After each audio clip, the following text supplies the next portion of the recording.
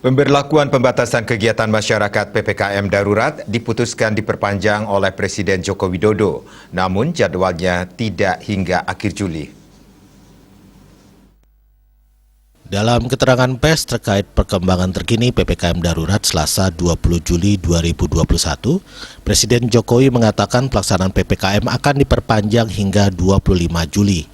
Jika tren kasus terus mengalami penurunan, maka pada tanggal 26 Juli, pemerintah akan melakukan pembukaan secara bertahap.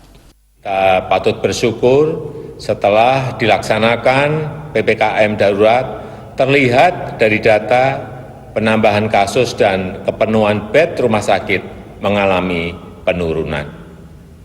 Kita selalu memantau, memahami dinamika di lapangan, dan juga mendengar suara-suara masyarakat yang terdampak dari PPKM.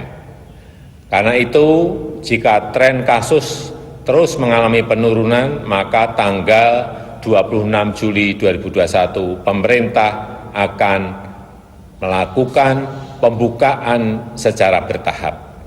Sebelumnya, Presiden Joko Widodo mengatakan bahwa penerapan PPKM darurat yang dimulai 3 Juli lalu adalah kebijakan yang tidak bisa dihindari, yang harus diambil pemerintah, meskipun itu sangat berat.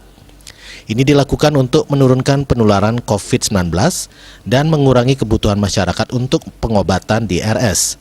Dengan demikian, RS tidak dibuat lumpuh karena over capacity pasien COVID-19, serta layanan terhadap pasien kritis lainnya tidak terganggu. Diah Dewi Bali Pos melaporkan.